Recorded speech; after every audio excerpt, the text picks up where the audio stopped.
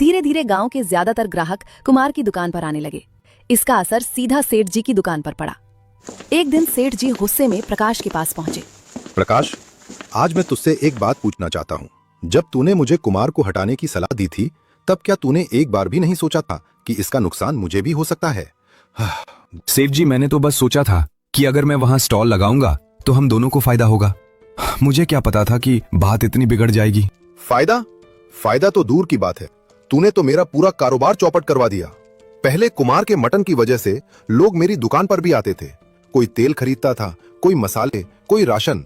दुकान अच्छी चल रही थी, लेकिन तेरी बातों में आकर मैंने उसे वहां से हटा दिया। मुझसे गलती हो गई सेठ जी। गलती? ये छोटी मोटी गलती नहीं है। आज हालत यह है कि मेरी दुकान में पूरे दिन में 2-4 ग्राहक भी नहीं आते। उधर कुमार का कारोबार दिन दूनी रात चौगनी तरक्की कर रहा है। मैंने कभी नहीं सोचा था कि ऐसा होगा। तूने सोचा ही कब था? बस जलन में आकर मुझे सलाह दे दी। अब नुकसान मेरा हो रहा है। अगर 4-5 दिन और यही हाल रहा तो मुझे ये दुकान बंद करनी पड़ेगी, और जिस दिन दुकान बंद हुई उस दिन तू भी कोई दूसरा ठिकाना ढूंढ लेना। ये कहकर सेठ जी गुस्से में वहां से चले गए। प्रकाश चुपचाप खड़ा रह गया। उसे पहली बार अपनी गलती का एहसास हो रहा था। उधर कुमार अपनी दुकान पर बैठा दिन भर की कमाई गिन रहा था। उसके चेहरे पर खुशी थी, लेकिन तभी उसे प्रकाश की याद आई। आखिर वो मेरा बचपन का दोस्त है। गलतियां सबसे होती हैं। कुमार तुरंत प्रकाश से मिलने पहुंच गया। अरे प्रकाश, कैसे हो भाई? बहुत दिनों से बात नहीं हुई। क्या हाल पूछ रहे हो कुमार? जिसे मैंने नुकसान पहुंचाने की कोशिश की, आज वही मुझसे हाल पूछने आया है। पुरानी बातें छोड़ो, बताओ सब ठीक है ना? क्या ठीक होगा, मटन का काम बंद हो गया। सेठ जी भी मुझसे नाराज हैं।